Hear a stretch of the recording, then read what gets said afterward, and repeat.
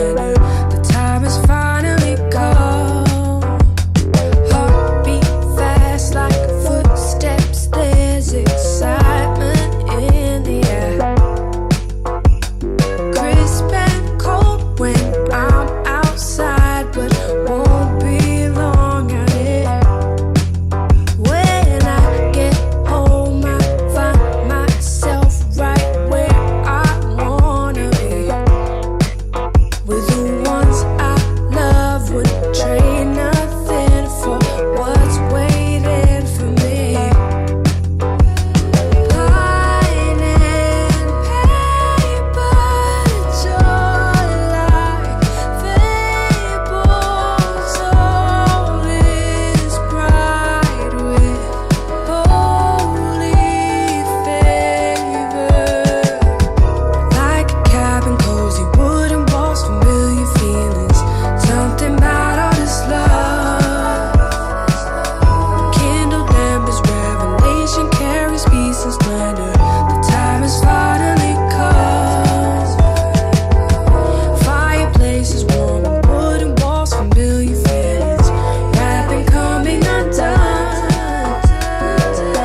Blessings piling in the greatest gift for all the time. Still the offering of the sun.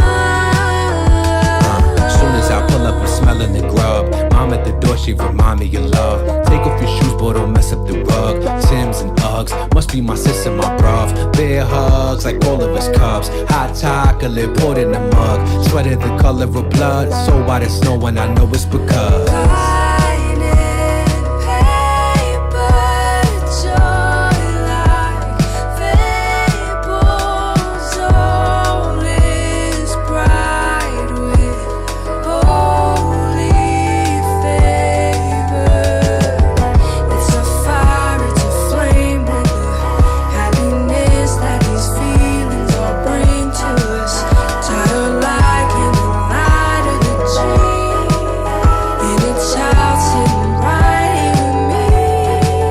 here with me.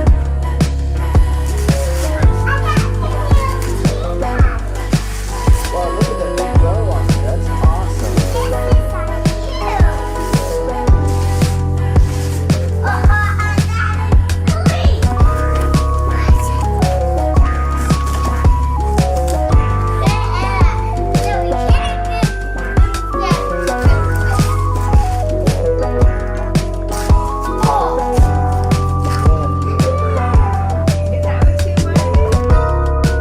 For unto you a child is born this day in the city of David, a Savior, which is Christ the Lord. What is going on, guys? Hope you guys are doing amazing. Today we are going to take a look at this song, and I'm going to talk probably a little bit about the whole EP in general that I recently put out, called A Little Yuletide Thing. This is Pine and Paper, the lead single, the main song from the EP. Really, the kind of the way I think about it is, the EP is mainly this song as like a single, and then we have North Pole Lobby music, and then the other two songs are kind of just like extras, you know. The family dinner interlude was originally just part of Pine and Paper as like an outro type of thing, so it's really kind of just all there to, you know, be a little experience for you guys. I'm very grateful for what this song ended up being, what the project ended up being. And when I checked last time, the project's getting close to 1,000 streams, which this is like one of my first serious solo releases. So it's not solo release, but something that I put out as, you know, myself. So that means a lot, and it's crazy. Was not really expecting or aiming for that. I just genuinely, I made this because I wanted people to enjoy it because I enjoy it. So yeah, I'm gonna take this kind of chronologically. I'll kind of like walk through the process and the story behind the song chronologically, and I guess it starts if we're gonna really talk about the making of this song, it does go back to just me really like loving Christmas music, and just loving Christmas. One particular body of work that I can say for sure inspired the EP was Tyler the Creator's. I don't know the actual name of his EP, but it's the Grinch EP that he made. It has lights on when the gloves come off. That sound, that vibe, was not necessarily something that I was aiming to recreate, but something that kind of got planted in my like sonic identity. And I think it's just kind of, it comes through in some of the music. So yeah, I made this track, I made the music for this over a year ago when I was living in New York. And where the church that I was working at, they had this Nord Electro keyboard. It was like a smaller, it was not a full 88 key, it was just like this smaller keyboard. And they had a Tuesday night service in the same building that I was living in. So I like just borrowed it for like that Monday, from Sunday to Monday, because it needed to be there on Tuesday. So I was like, I'll just take it. And that is really like one of the biggest things that resulted in this song happening. So yeah, this is not the session that I actually produced the song in, but it isn't much different than what it would look like if we actually did go into the session that I produced this in. I produced it in FL Studio partially, and then the other part I produced in Pro Tools in this session. But yeah, I mean, since it was recorded from the Nord Electro, it's pretty much all just audio files. And funny enough, any of the MIDI that I actually did in Pro Tools. And I think maybe some of the drum programming was done with like the channel rack in FL Studio. But for the most part, this is pretty much what the session in FL looks like, just audio files of piano recordings that I did. So yeah, I had the Nord Electro keyboard, and I was just kind of like skipping through the sounds and playing random stuff. And this is one of those things where the song just kind of happens. It just kind of came to me. I did not really think about, I don't know how I came up with these chords. I have the chords written down, and I had to come in here yesterday and play on the MIDI keyboard and use Pro Tools to identify what these chords are, because I didn't know until like yesterday what the actual chords are. It just like muscle memory, maybe, just kind of like felt out the sounds in the chords. So yeah, once I found this one particular sound, which I can showcase here, that was when that was kind of what inspired the main, like part of the music. Okay, here it is. So together, this is what it sounded like, what I played originally.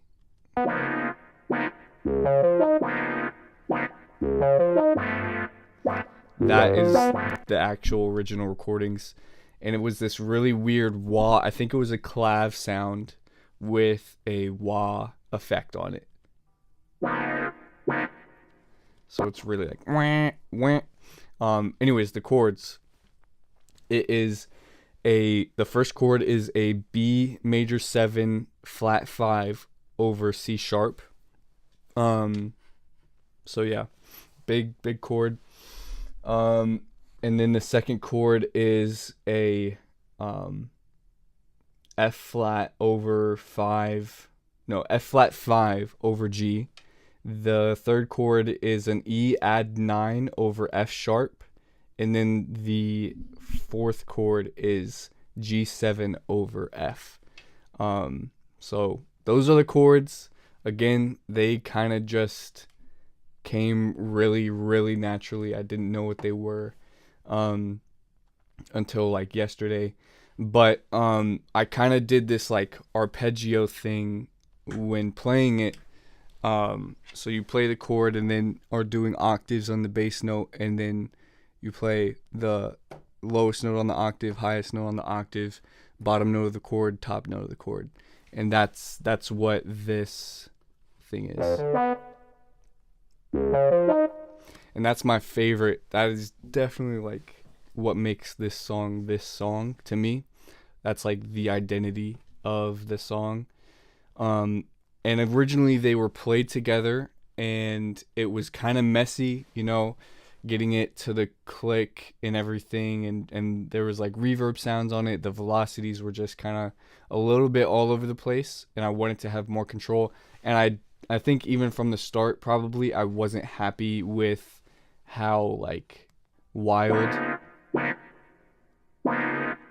that sound is. It's just like, it does not have a huge like mass appeal, you know what I mean? Like, it's a cool sound, it like for the chords, but I can't see a bunch of people really digging that. I don't think I really ever could. I probably from the start was like, I gotta figure something out for that, you know. I have the original demo. I'll get to that in a second. But yeah, what I ended up doing was tracking those parts separately, which I'm very thankful for. That's what allows me to have the art part, you know, separate. So it just went.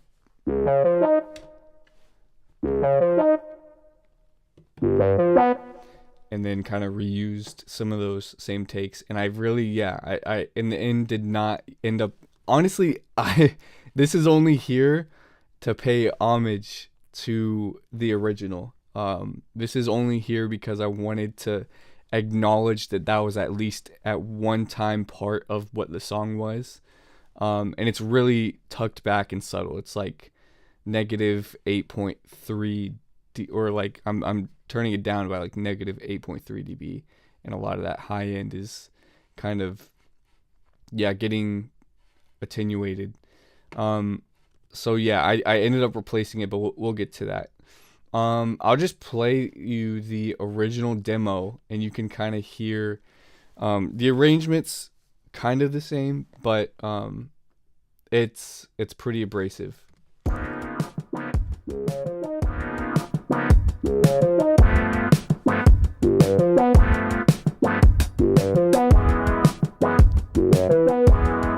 There's this whole intro section that I ended up cutting.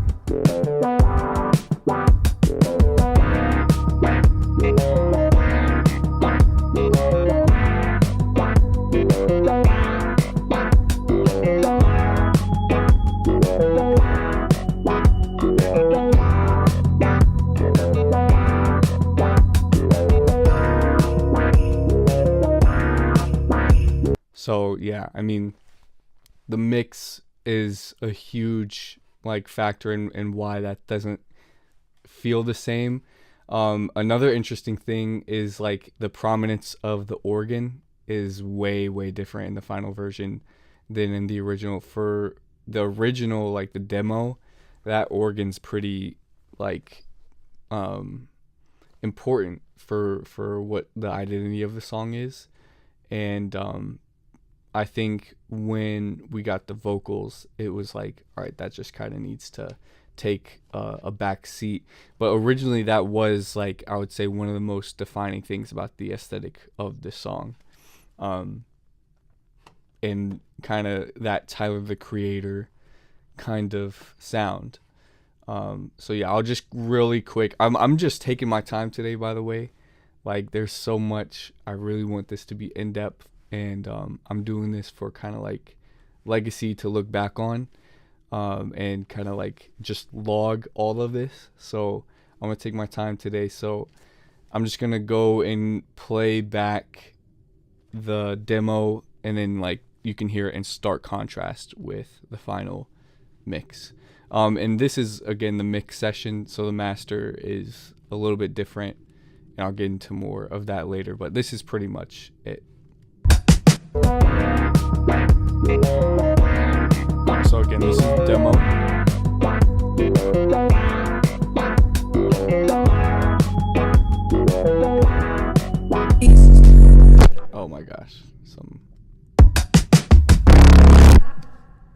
I think yeah, accidentally clip gained the bass up like 36 dB. That's crazy. All right, we'll do that one more time.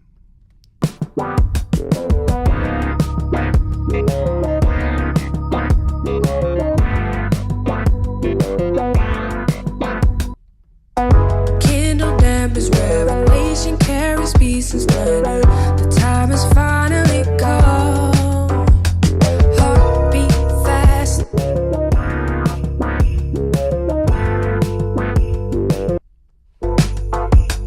Crisp and cold when I'm outside. Man, it's like such a relief for me hearing the current version, you know, after hearing that demo.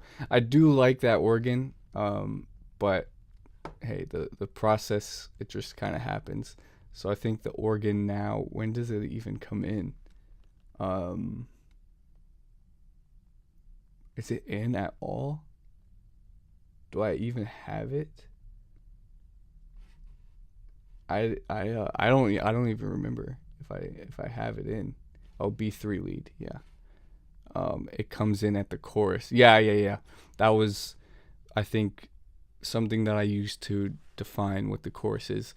The arrangement of the song is a little bit weird.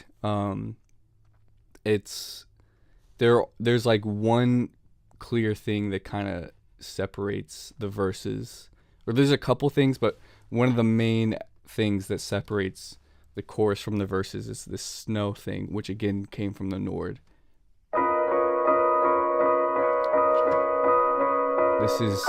I love this so much. So this is piano,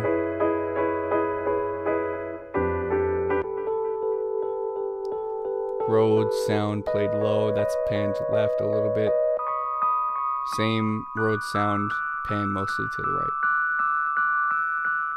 Kindle dampers, So yeah, okay, but I think I'm getting a little bit ahead of myself. So yeah, that's like mostly the music, and I'll probably come back to that a little bit. So I think once I had the Nord in my room, I just had a drum groove, and just kind of happened. I think I have a video of me creating it.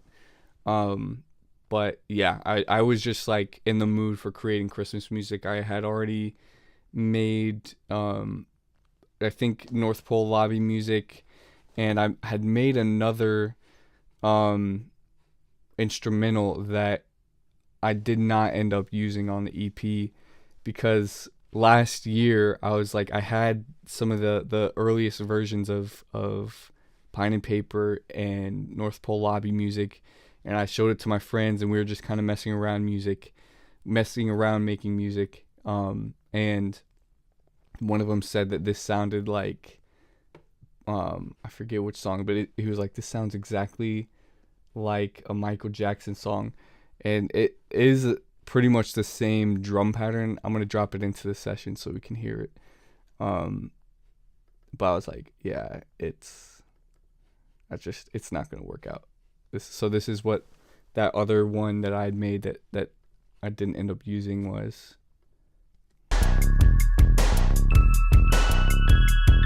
So you can hear, obviously, it's not the same drum groove, but very similar.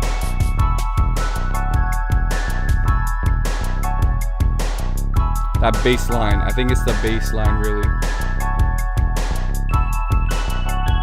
But I wasn't thinking Michael Jackson when I was making it. That's just how ingrained he is.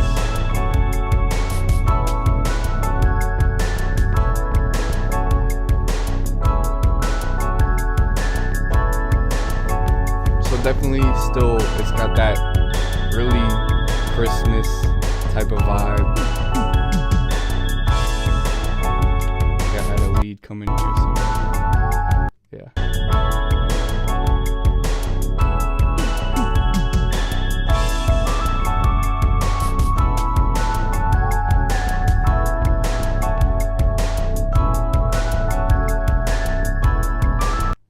So at that time, I think there was this idea that I was kind of putting together a more serious like Christmas work of my own, and I think that's probably why I actually ended up like creating so many songs for this. But I think I was just in the mood, having fun.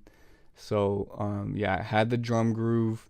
Originally, the snare, I think I have the original snare, it had a quarter note delay printed on it, or eighth note delay, I think.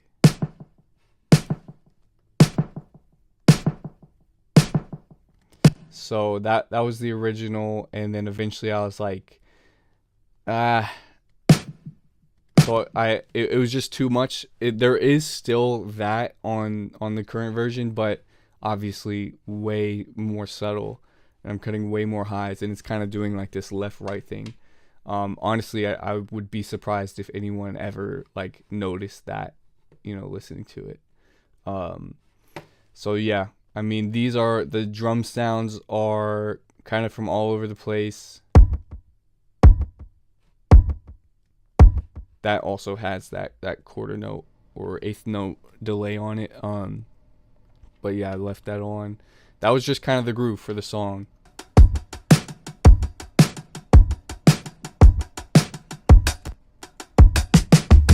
I think most of these are from Jake Reed sample pack. So yeah, I mean, that's the drums. Maybe I'll talk about the mix after. This is again from the Nord. This was like a guitar sound, bass guitar sound. Pretty simple on the bass. I think I'm just playing the same notes that the left hand plays on the piano, the octaves. And then another thing that just feels like classic Christmas to me is like an upright bass. So that's in there too, to give the bass as well a little bit more rhythm. It's hitting like twice as much as the bass guitar, and that comes in every now and then. So yeah, just a little bit of something to that top end of the upright bass is definitely a big aesthetic thing for me. We kind of already talked about this coming in at the end. So what I ended up doing, this is going to be a little bit of a side tangent, but I had this instrumental. I literally have had it for a year, and I kind of was like, this is so weird. This track is so weird. I don't know if I'm going to be able to find the right artist to like sing on this. I did want to try and actually put something out this year with it and do something with it. I think the first step that I identified to making it a little bit more approachable for an artist was like, all right, I have to get this to a place where an artist could listen to it and not be like, so the chords were something that was like, I need to put some time and work into this. And sometimes with the creative, especially when it comes to producing, it is like when things come naturally, like the first part of this did, it's like blissful and it's like super easy. It did not feel like work, but finding that new sound did feel like a task. But it's something that I'm super proud and happy with. So I just say that to encourage music producers, that even if you're doing something that it's like, okay, this just feels like a task, this feels like work, that could still be some of your best creative like time and output. It's definitely worth it. I think it's just hard sometimes to overcome like creative things being work and like just how those work together. But this was something that was like, I do not want to sit down and find a new sound for this. But I'm very, very thankful that I did. So what ended up happening, I got the MIDI here, and I messed around and I did a couple different synths here. I think, yeah, this probably is all of them. So a new Rhodes keyboard. Where is that? Let me see. No. This was probably the first one. That's coming from the Electra 88 U80 Spark keyboard. It's just doing the same thing. I've got some a little bit of distortion, some just effects stuff. And I'm using Expand 2. I think I used it a couple times to get some of these sounds.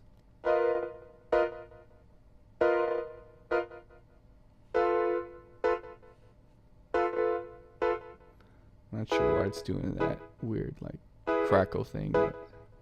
So we got that, and this was probably the thing that actually brought those together, was this like crunchy thing. I think that came from Expand as well. And then the last part was this Swedish Brass preset from Polymax.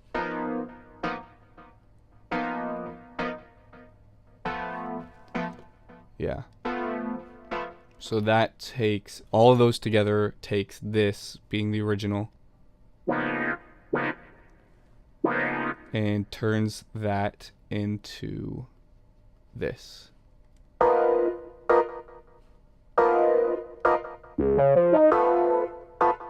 Just, yeah, way better, way more pleasant, if you will, even like way more poppy, a little bit more poppy.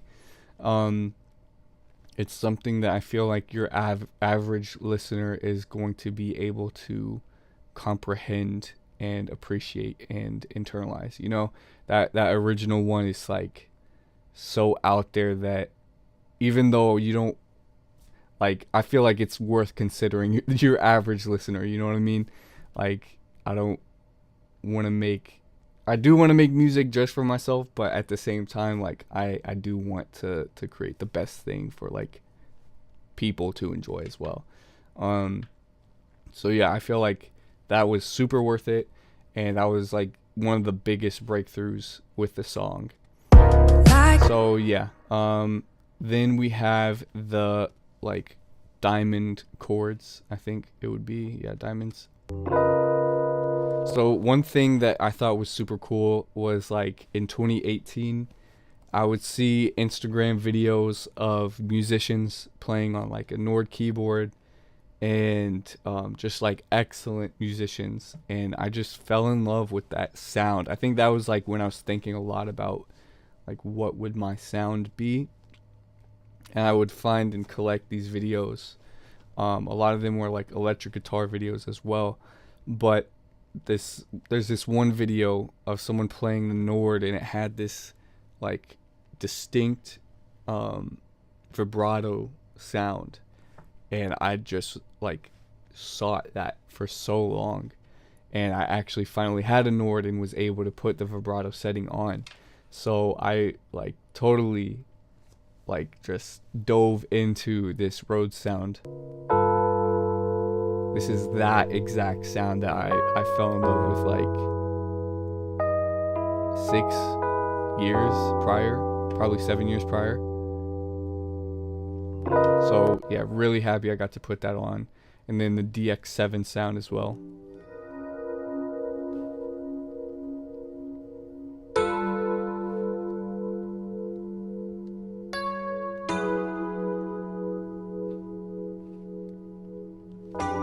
And melodically, the two are working together with this, like, I guess you could call it a counter melody, but this boom boom boom boom boom boom boom, that's also, like, one of my favorite parts. I have a clav in here that's pretty funky, and I used it only twice, but this is what it sounds like on its own. I don't think I quantized this at all. It's kind of just how I played it. So yeah, this is probably what the original sounded like when I just played it on its own, you know, doing the arp and the chords at the same time.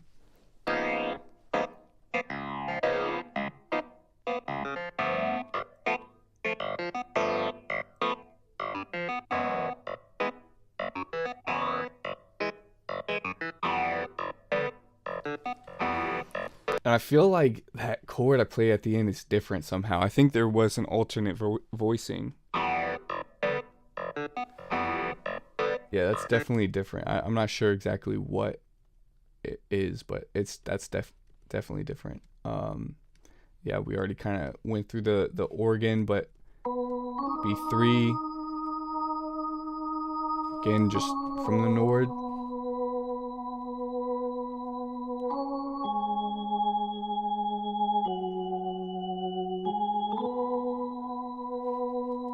Pretty cool. I like it still.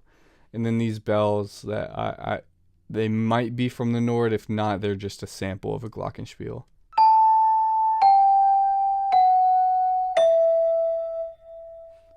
Just something to create tension when transitioning from the pre-chorus to the chorus, and then from the end of the chorus to the second verse.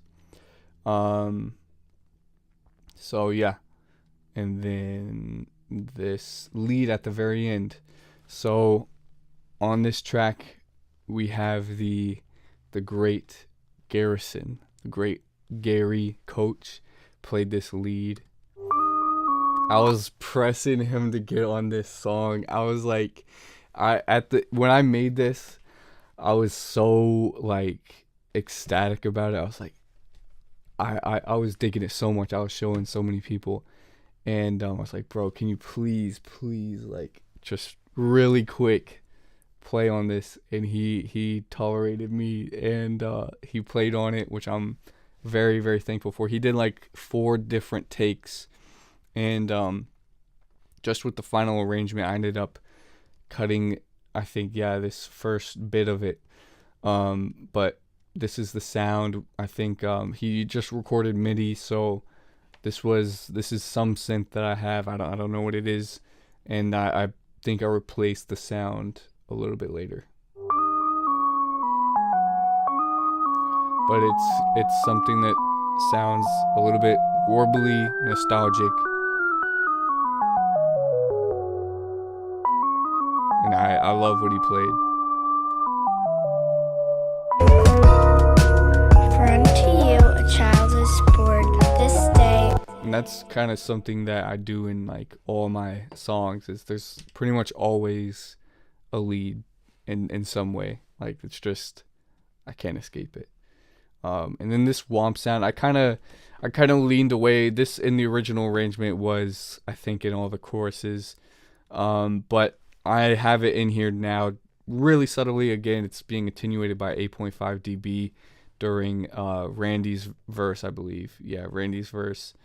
And it's something that's just a little bit more rhythmic in the melodics, because he's rapping. But it's this womp sound. It's getting panned left to right.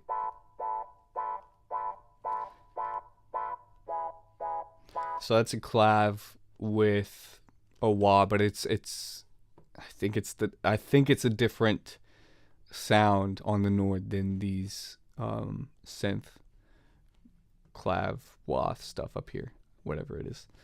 And then my favorite, we already went here, the snow, and I already kind of broke that down. So yeah, I won't get into that again. We have here, this is one of the coolest things that is in this song to me. My whole family is on this song, so it was kind of a long process, but there were spaces, whether it was going to be that intro that I ended up getting rid of, or this part where the lead comes in. I was like, it would be so cool to have like these tapes of like VHS tapes, these home videos, and put audio from Christmas, in there. And I have them real quick. I'm gonna just grab them.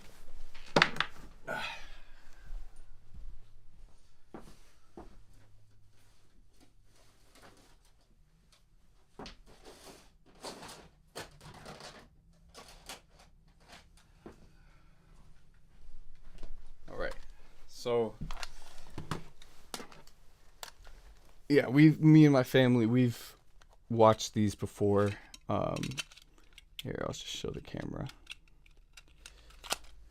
Christmas 2008. Hopefully that is coming through. Christmas 2008. There's a couple others I think I used a lot from Christmas 2008.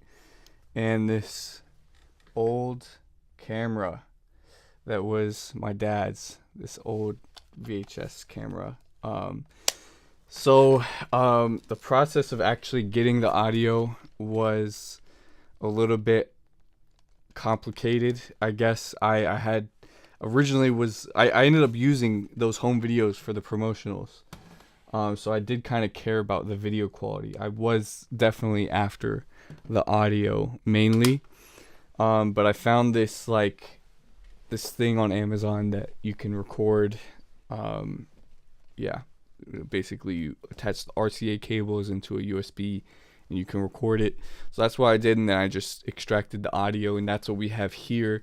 All of these in dark green are just the home videos, and there was this one clip of my sister that I know exists. I just couldn't find it. So unfortunately I didn't get to find that, but she's in here in the song. Let's see if Santa came. So my mom, my sister, Wow, look at that big bow on dad. there. That's awesome. my sister again, and that's me. So you can hear the tearing of the paper, you can hear the happy memories. Like, that's why I'm doing this, you know what I mean? To pay homage to those memories. What? Is that what That's you me. wanted? There's one clip, let me see. Wow. My sister. Hold on.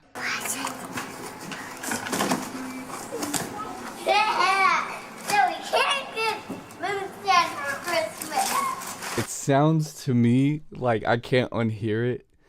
Like when you play it with the music and everything. It sounds like I'm saying, so we can get food stamps for Christmas. And I'm saying, so we can get moon sand for Christmas. That's so funny to me.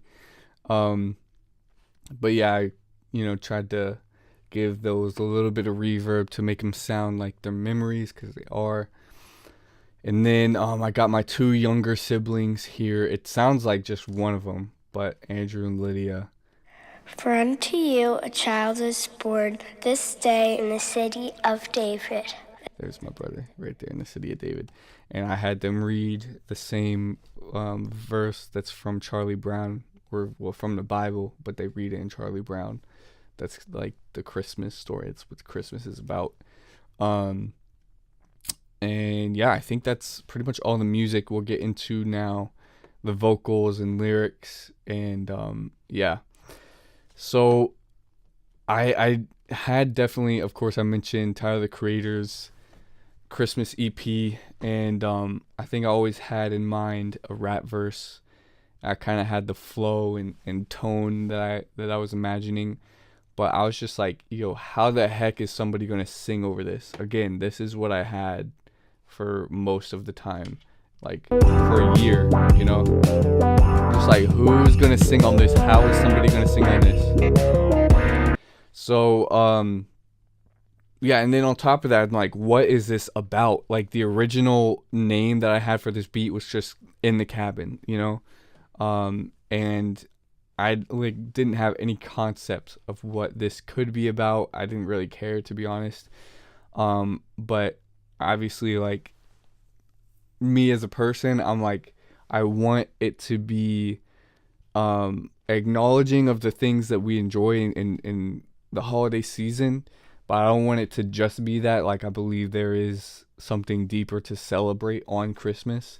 So I'm like, I want to acknowledge that too at the same time, but who's gonna like do that? And I also wanted it to be authentic, you know what I mean? I wanted to work with somebody who like was able to genuinely write and sing and perform what they were gonna add, you know what I mean? Like I hit up a couple people that were like, could do the song. I don't like Christmas music like that. So I was like, out of respect for that, I don't think that we should, do this.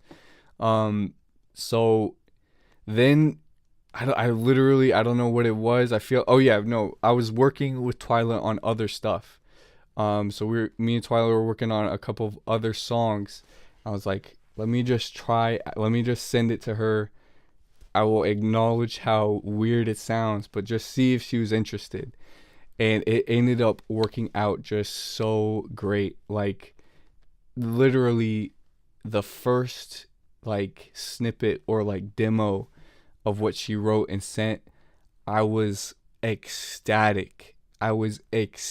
Like, when I tell you, like, there could not have been a better realization of the little bits and pieces of what I was hoping for, and the melodies that I kind of had. Like, this is it, you know what I mean? I wish I could find the original like video that I sent, but I kind of probably had, I sent a melody that was pretty similar, and she like took the best parts of it and added got rid of the rest and added like even more greatness, or the greatness more so than even more greatness. But yeah, so yeah, and the lyrics are also like this perfect balance of abstract and like poetic, to where it's not just like this blatant like Christmas, like candy canes and silver lanes aglow and like all that just classic stuff you would think of. Nah, this is like a much deeper and different approach, and way of acknowledging things that I would hope, most people are familiar with, when it comes to Christmas and just the holidays, like just these memories that we have. So yeah, and things that we treasure about it. So absolutely killed it. And then I've also just worked with Randy on a bunch of other music, and I sent it to him just like kind of shot in the dark, like, is there any chance you would be interested in this?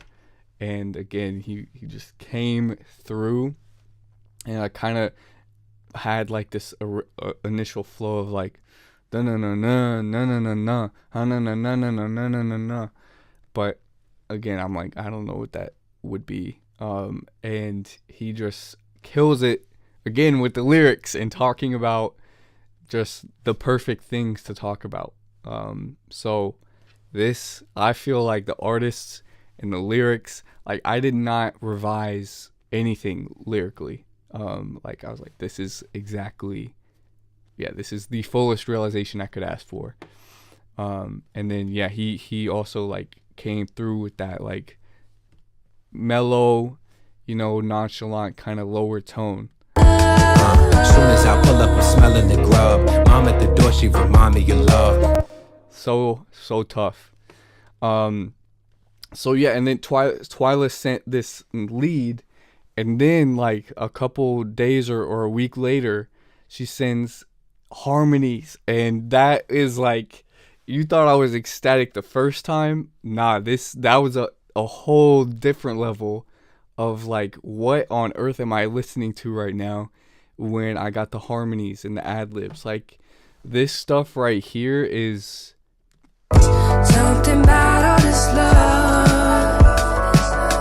Kindled embers, revelation carries peace and splendor. The time has finally come. Fireplaces warm and done. Bless his pattern. pyramid, and then this genius here as well on these la-las. It's a fire, it's a flame with the happiness that is feeling. Like, it genuinely unlocked so much in my mind. Like, wow, there was so many more, like, so much more space to fill. There was so much, like, more harmonically to do with this song.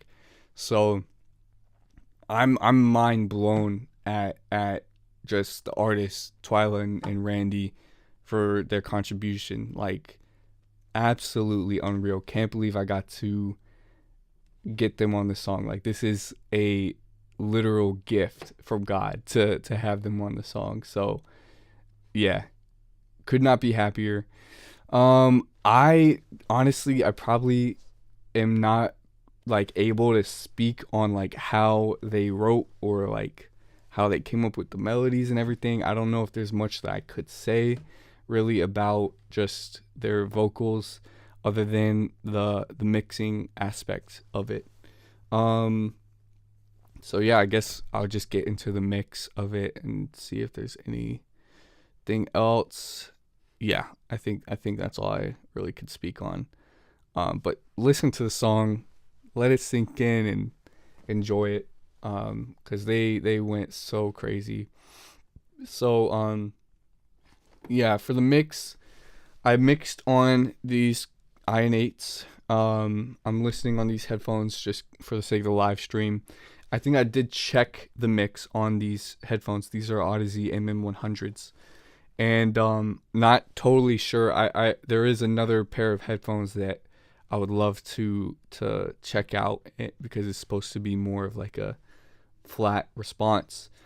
Not sure really on like what the response on these headphones are, but one thing I can say that they're good for is on their own they're kind of like NS10s of headphones. They're gonna expose the mix a little bit.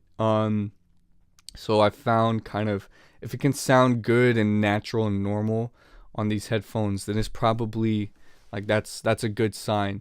I use the Iron8s here as my like absolute neutral reference, point of reference. Like that's what I'm basing my decisions off of, and then I'll check the mix on the headphones, just like I would check the mix from a different point in the room, just to hear it from another perspective. Like it I think it's easier to identify when something kind of sounds normal, when you're not in this intense like mixing locked in mode mentally. So if I can like tune out for a second and like be on Instagram on my phone while the song that I'm working on is playing, and not have any thoughts and not notice anything jump out to me, that's probably a good sign. That's a good sign for me. Like, all right, this is in a good area. You know what I mean? That doesn't mean it's perfect. That doesn't mean it's done. But that's definitely a good sign.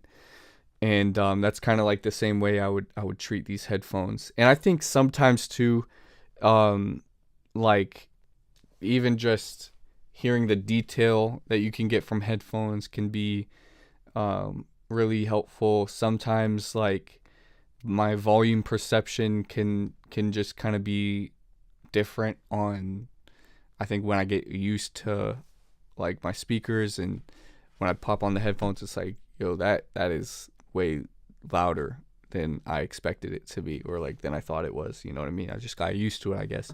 There's so much mind games that everyone has to fight against when mixing. It's pretty crazy. So I mean, yeah, this is a is it a SPL meter? Yeah, SPL meter. And I will measure the loudness as I'm mixing, so that it's around 79 or 80 dB SPL, slow C weighted, and that's kind of like the neutral playing field. And I'm trying not to touch the volume knob as I'm mixing, so that's kind of the general approach. I did way more versions of this song than I would like to admit, and I think that's because it was my own thing. I was just overthinking, and it made me have a lot of I guess sympathy for artists that kind of ask for more revisions than the usual amount. I totally get where you guys come from now, you know, because that's mainly what I do, is just be, you know, mixing or producing for other people. So yeah, definitely it gave me a lot of understanding, you know what I mean? So definitely did too many revisions because of my overthinking, and went through several versions, especially at the end when it comes to the mastering. So yeah, that's the approach. It was kind of already there, so there was a certain level of wanting to honor the demo, and then a much greater level of wanting to make it better and something new. So obviously that was kind of something that I had to check against, but not something that I was trying to measure up to. When it comes to the drums, we have some saturation, some inflation. How much compression? I think this is there mainly because it was on the original. And yeah, I guess don't share. Yeah, just good for some more transient to cut through. Boosting a little bit of that high. There's really, honestly, there, like, it might kind of seem like a big session, but there's not a lot going on. I think the biggest thing with this mix was the movement of the song and the just automating the different elements as the song progresses, to give it that push and pull, to give it that journey, to give it that build and momentum and climax and all of that kind of stuff. So yeah, I think the drums are, for the most part, pretty stagnant. They kind of get a lot quieter after all the vocals are out. But yeah, then I'm limiting them. Let me see if there's anything on the rhythm bus. Yeah, nothing. So that's pretty much it. And then I'm using this transient shapers over compressors lately for me. Simpler and kind of like faster to achieve what I'm actually trying to achieve. So I had that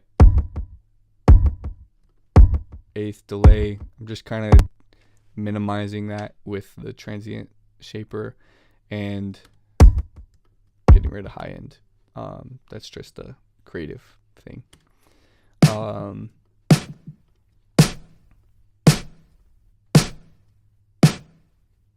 A little bit less high end, a little bit less sustain, and then that creative just side to side effect. Hi-hat here.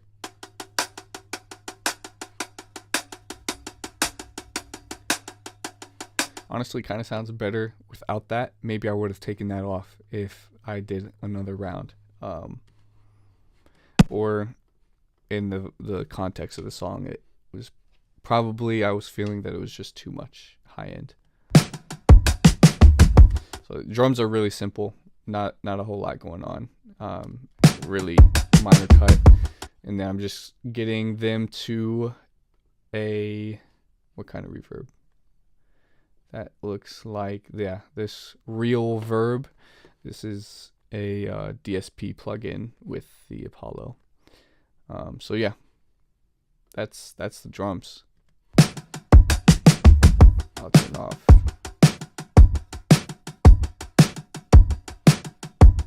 You know, that reverb just gives it some mojo. The sleigh bells. Sleigh bells were something that I was scared of because it's like, it could be annoying, it could be cheesy, you know? So I'm doing a good bit of journey with the bells. We have two types. It's low. And this one, which sounds much better. That's why it's louder. But yeah, I think just you can kind of follow here from the markers up here. So I use this symbol to represent halfway through a verse, or just kind of a repeat, or halfway through something. So yeah, that's kind of, it's quieting down in verse 2, totally out in Randy's verse, loudest in the final chorus, of course, to like give that sort of drop, give that sort of elevated, even if it's probably still really subtle, like not the most obvious thing at that part of the song for sure. So if that's its loudest, that probably will put in like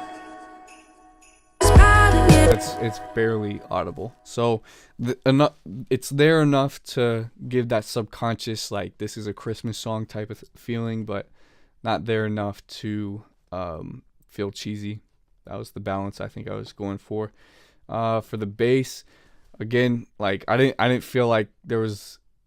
I'm like barely attenuating at the high end. That's probably like inaudible, to be honest. Okay, so a little bit of shaping here on the upright, because I already have this sub guitar, it's already got that low frequency stuff, so I don't need that from the upright.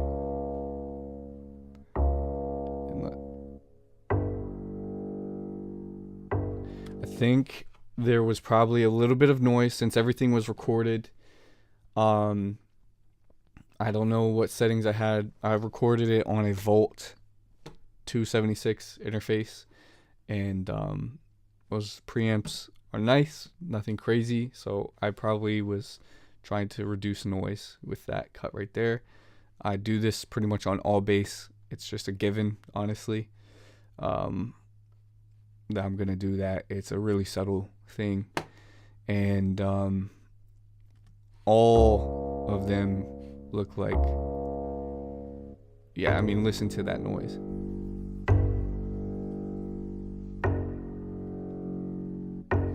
So that's on. And then fuel, I use on bass or kicks quite a lot, just adding a little bit of that like body, bass, and thickness that it does. No loudness, which I think that's a limiter as well. So like a cabin cozy, and then automating it to really drop out right here. Just again, like tension, like that just creates tension. Other than that, not a whole lot of automation going on for that. The main synth. So what is going to the main synth is the Swedish brass and the ARP and the chord.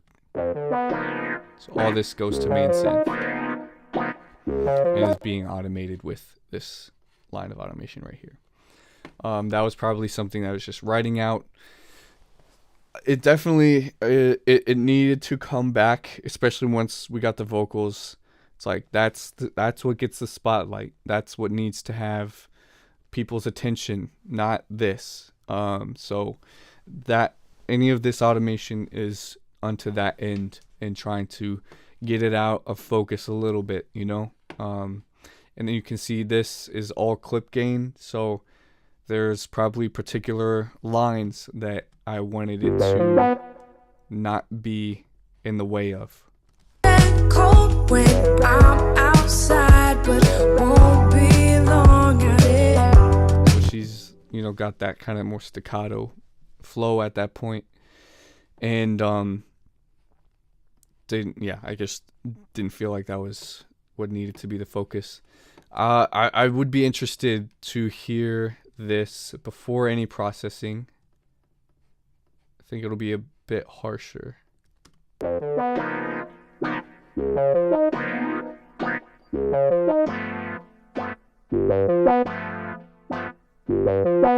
And after we did this processing, got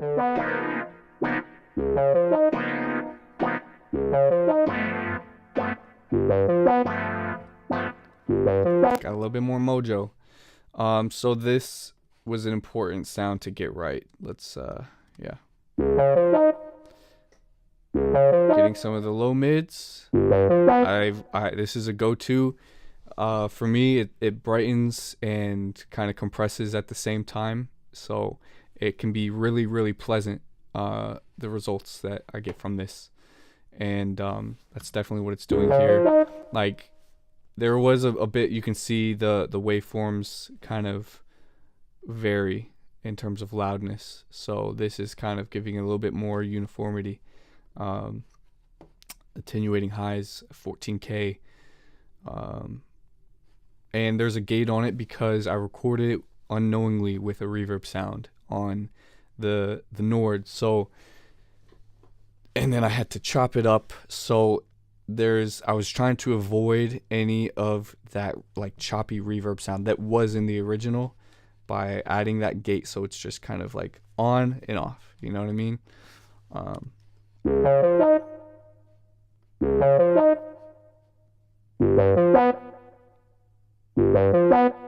And then that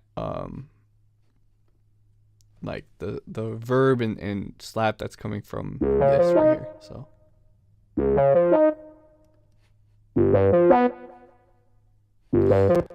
the Swedish Brass, again, this is from Polymax.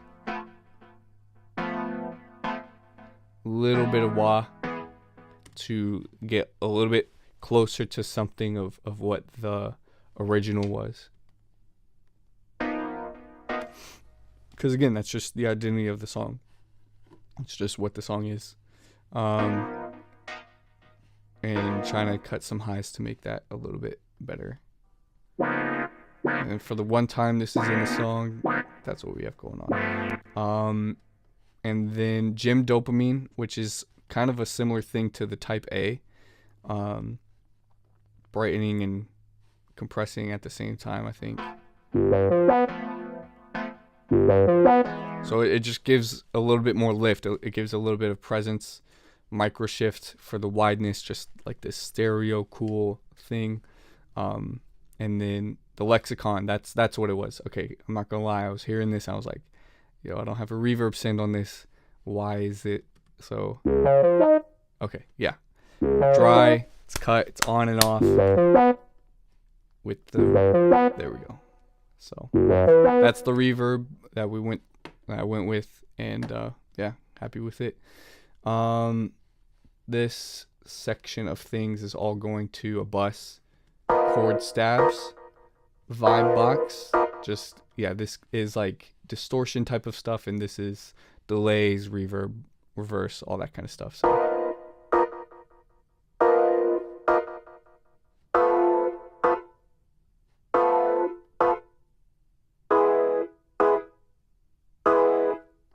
pretty subtle.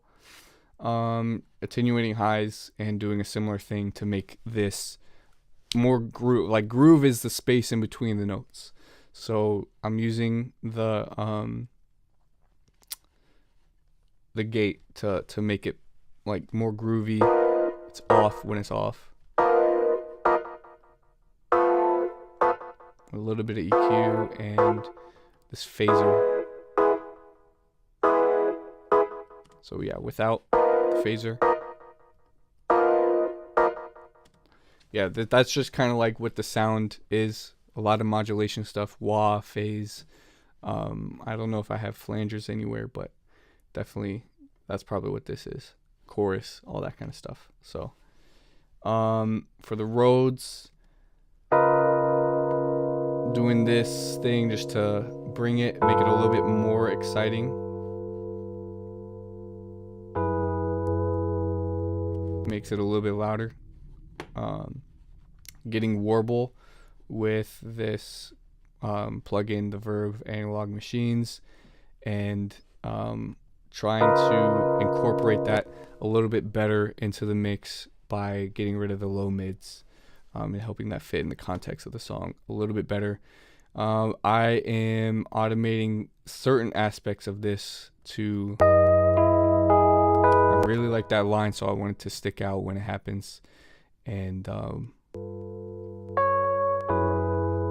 so yeah, just clip gaining with that. And then here, I think it needed to, again, that's getting quieter for that moment to create tension. The sun is like in my face. So yeah. The DX7 has got a similar thing going on with the automation. Just getting rid of highs and adding some effects. Clav has no processing on it. B3 no processing, just adding a little bit of reverb. Bells have an EQ that's not being used, and are being automated with clip gain throughout, just very minorly. The lead has this subtle. This is just the pan thing and getting rid of some highs. So yeah, that's most of the music. This snow sound, I'm gonna shut this blind real quick because this keeps on shining in my face.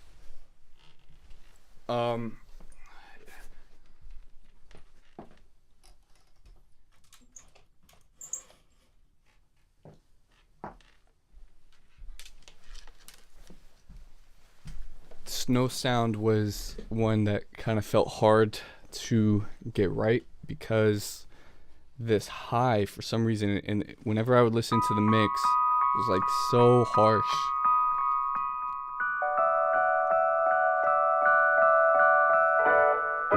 So yeah, I'm probably trying to take care of that with the EQs. So that's a good amount of EQ going on. I did, it has like that gritty texture to it a little bit, so that's saturation coming from this tape machine. And then this is again just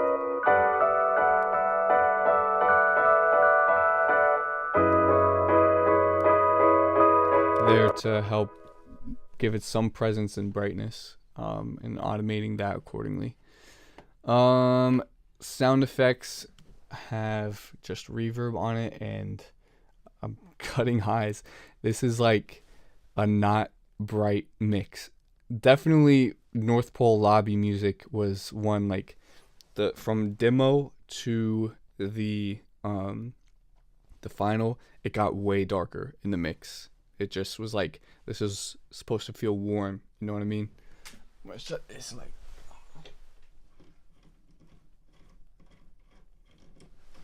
okay, back.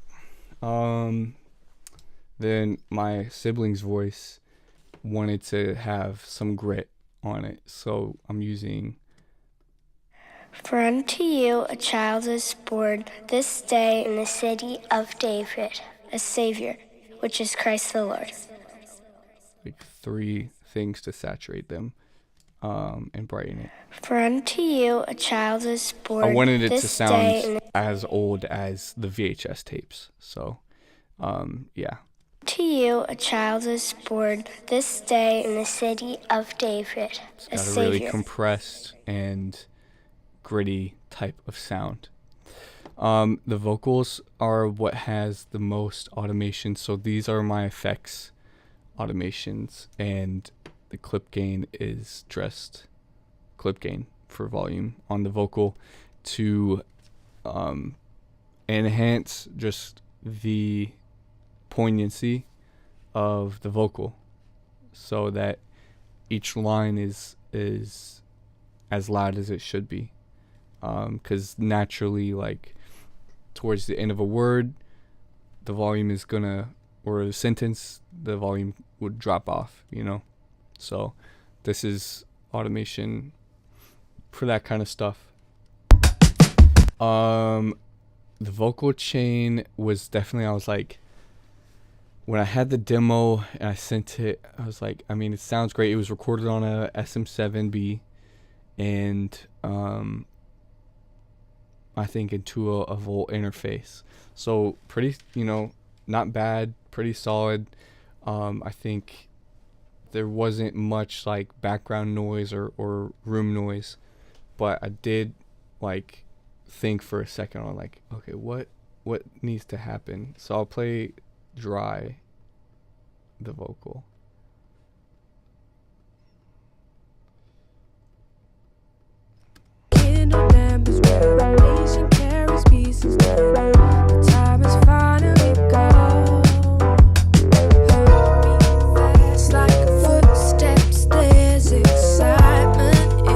Honestly, it just need to get brighter. Kindle Numbers, Revelation Like this stuff here is what people focus on a lot and think is what makes the vocal like have a distinct sound.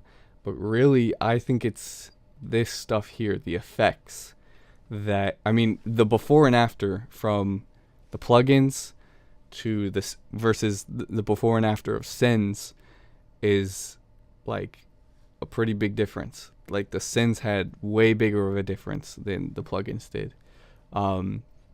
Like I think that's where that mojo in the vocal comes from. wooden walls, familiar feelings, something about all this love. More EQ than I would normally do. Wooden walls, familiar feelings. Like seriously, I usually do like two curves, brightening it a little bit, just more EQ stuff. Wooden walls, familiar feelings, something about all this love. There were parts that did jump out. Love would trade nothing for what's waiting. Lying in paper, joy like fable. So for the parts that really were jumping out, I tried to do, you know, with clip gain, for example, fables and joy. When I would listen in certain environments, it would really like jump out at me. So yeah, trying to take care of that first here, and then the tube tech to take care of anything else. Lying in paper, joy like fable. I'm putting it in a room simulator. Pine and paper, joy like Just felt like that was a cool thing. pine and paper, joy like fable. That makes a difference for sure. Pine and Getting level, and just brightness from here. So yeah, I mean that's it. I melodined it a little bit. Excellent singer, and definitely used this slap and okay, that's not, yeah, I guess no delay, but the slap for this like staccato part here is definitely like this like call and response type of like back and forth type of thing. Like let me just pull up. heart beat fast like footsteps. There's excitement in the air. Heart It's crisp and cold when I like I didn't want it to be too prominent, but it does like fill the space in between the heartbeat fast, you know what I mean? So I'm turning it down at some points because it was too much. I'm outside. Like yeah, out. I remember being one that was like, it was like out, like it kind of was like on top of itself. So, you know, just kind of like handcrafting that to be like what it should be. This just volume automation stuff, I think I pretty much copied most of the vocal chain over to the background harmony. I did have like the main mix version that I was rolling with for a while was, it had Ocean Way on the ad libs and harmonies, and I think I probably was doing more of a brightness thing, and I think I had a modulation type of thing that just I was not happy with. But at first I thought it was really cool, but it sounds better kind of just being a little bit more simple and dry. So like a cabin coat. Something about all this love. I mean, we have different volume automations here and some clip gain automations. That's literally just like Wooden walls, familiar feelings. Something about all this love. going back and forth many times to find what feels right for the volume of these BGVs. That is the most important part of them. They have a good amount of reverb, I believe, yeah. And same with the ad libs, and again, like, just meticulous volume automation for the most poignant and clear and audible and intelligible version of this. So yeah, I mean, that was something that I spent probably a good amount of time on, was just automating and clip gaining these vocals to sit right with each other. Coming undone. Less is piling in the greatest gift for all the time still. And like, who knows, maybe there is another version of this mix where there's like a different direction for like these diamonds, for example. I could imagine being brighter and occupying a different space. I don't think it's bad how it is, but that, yeah, it sounds better like this than it did with like the Ocean Way room simulator type of thing, where yeah, it was like the group vocal setting on there, which it wasn't working. It sounded better dry, you know. These ahs here are sick. So again, like this, I think of this as a production element. This is something that like is part of the production and the instrumental of the song, you know, in my mind. So I did, But it's no one I know, like, it's it comes in at one of the busiest parts of the song. So it's pretty subtle there, but you do feel it more than maybe noticing it. And then that last chorus, I am kind of doing like a low pass on it. It's a fire, it's a flame. Again, like, these laws needed to take precedence at that point.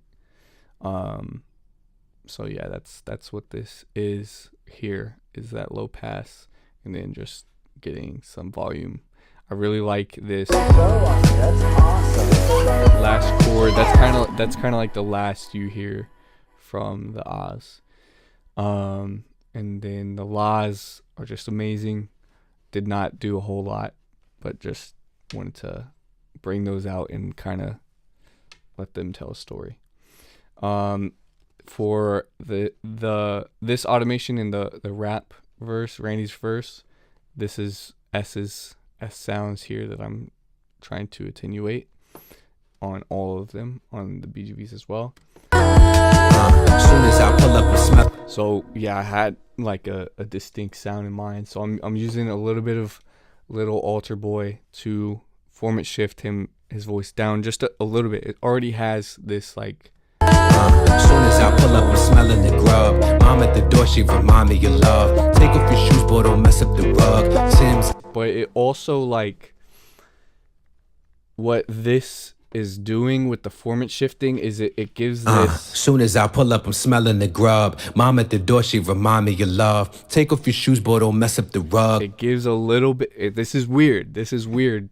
Not something I would normally want from a vocal, but it gives a little bit of like a digital patina on the vocal. It gives a little bit of this vibe to it, this like FL Studio pitched down type of sound, this grit. That for what I envisioned this verse being was what I wanted. Normally it's like kind of a bad thing that I wouldn't really want. It sounds almost like artifacty.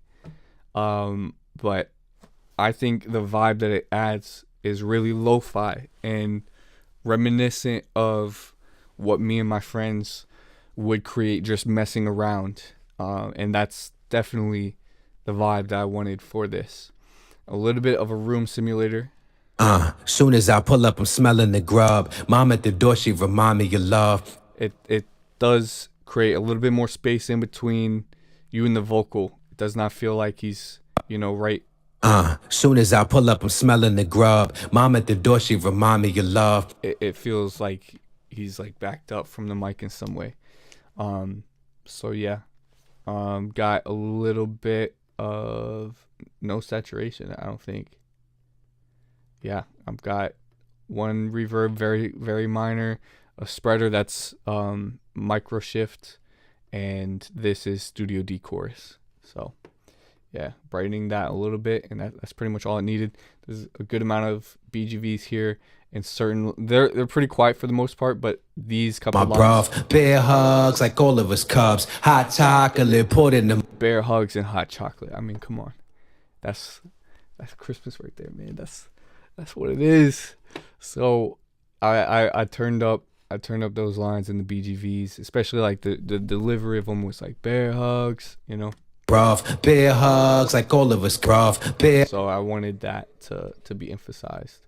Did the same thing on here, turned all the BGVs down like a lot.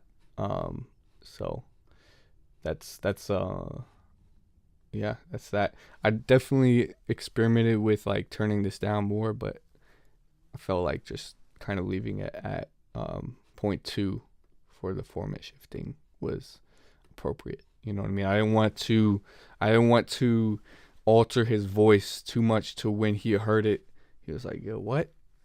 Like, what did you do to my voice? That's something I definitely would not want, is for artists to hear the song and be like, what did you do to my voice? Like, that doesn't sound like me, unless it's something that we had talked about and it was a creative thing that they were aware of. For the mix bus and the master, we have inflator, not clipping. Let me unmute it.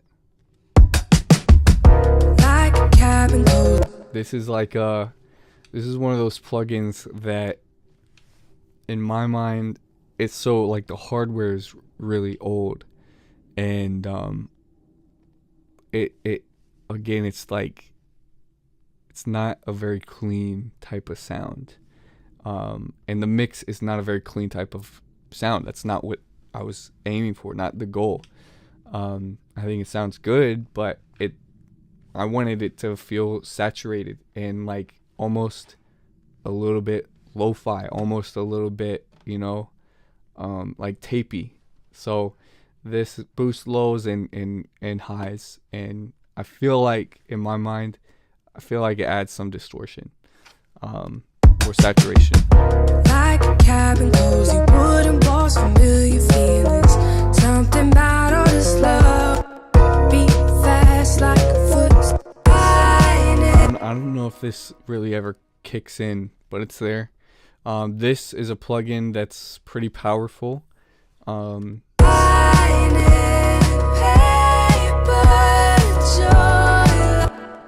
It brightens and it gets wider, and the setting that I use, so it can compress the mids and the sides differently, and it has this saturation right here.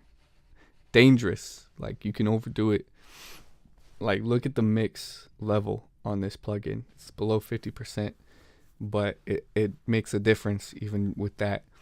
But that saturation is probably where that brightness comes from, and the output and input are much different for the sides and the mids here. So Ozone, really stellar EQ here. Boosting this stuff. That feels like when you hear it on an intercom system at a grocery store, like those frequencies, like some of just the core music elements are in that range. So I'm boosting that. I'm using God Particle, just the EQ and amount knob. You know, it just has that width. I'll do before and after. Like the mix bus is like, all right, the mix itself, all those things are like, things sit well with each other now. They aren't interfering with each other. They are moving and dancing as they should. like the spotlight is on the right thing at the right time, and things are a little bit more excited.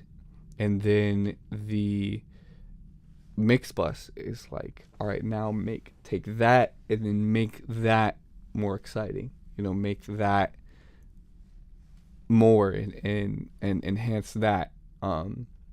So that's kind of like where I put all the mojo and the vibe, is like mostly in the mix bus. Like the mix bus before and after I'll do is gonna be insane.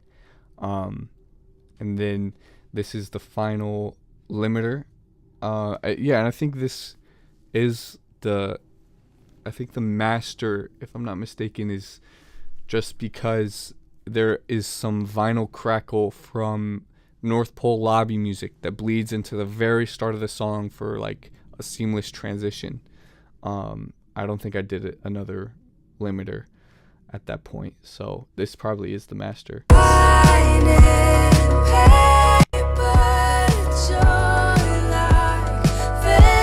how much louder it got.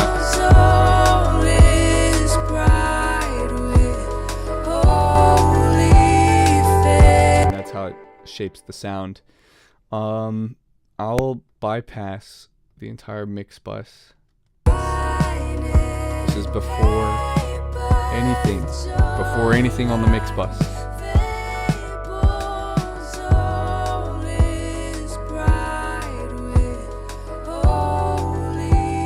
So it sits well with each other, right? Like all the elements are sitting well with each other. It's at a good place, but this is where you take it to the next level.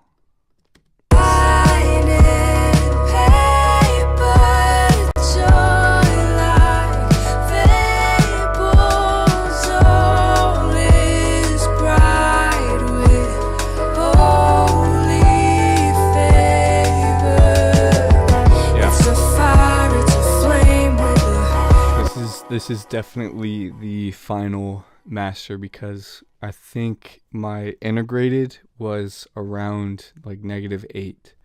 And we were in like one of the loudest parts of the song is at -7. So that is definitely it. So that's the song. When it comes to the master, only thing I have this fade on the mix bus, and then I cut out the piano outro that then became Family Dinner. Which has more like VHS tapes of a family dinner. But the only thing left to show is I had a sweetened version of the song. And that is, if you don't know, it's when you speed up. I'll pull up the master session. It's when you speed up the...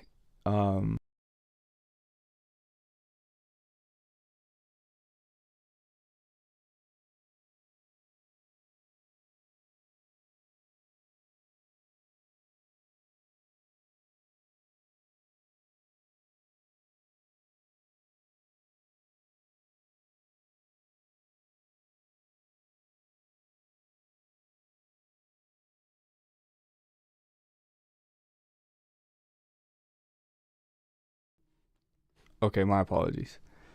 I didn't think about that. But the sweetened version is when you speed up the master a little bit, and it just like it speeds it up, and it also pitches it up a little bit, so it's no longer at like 440 tuning or 440 tuning.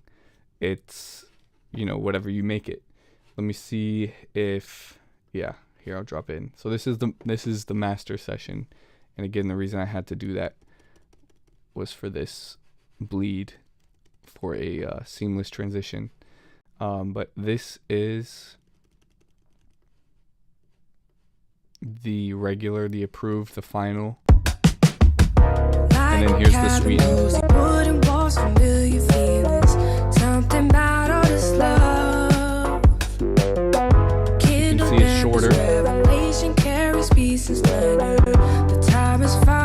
And I wrestled with it because you can hear it just now. Like when you go from listening to the sweetened version back to the original, all of a sudden the original sounds detuned and like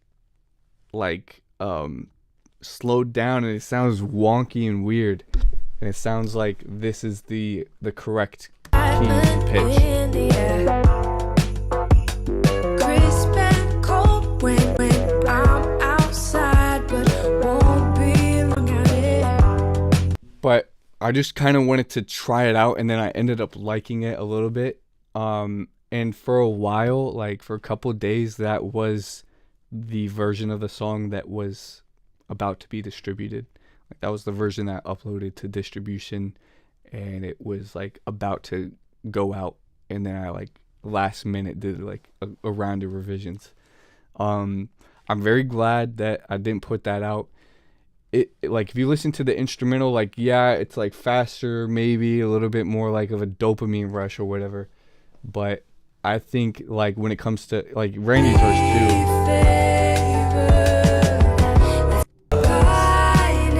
My bruv, bare smelling the grub. Mom at the door, she remind me of love. She remind me of love. Take off your Tims and Uggs. Must be my sister. too. Like again, I mentioned Tyler the Creator. Like that does have like this Tyler the Creator sound that he has with his vocals that are like pitched up and whatever. But I felt like when it comes to the artists, I didn't want to alter their voice that much. Either of theirs. So this wasn't the song to get sweetened. Maybe I'll do that for another one. But yeah, that's it. That is it. That's Pine and Paper. That's the story. That's the production. That's the mix. That's the master. Yeah, I probably don't need to make this any longer. I'm sure I've been going for quite a while. So appreciate you. I hope you enjoyed this. Hope you have a great holiday season. Merry Christmas, and enjoy. And the little Yuletide thing is out everywhere. Go listen to it. Go stream it. You can even buy it. Believe it or not, you can buy it on iTunes. If you would so desire, you can. So yeah, thank you for watching. Hope you enjoyed. Hope you got some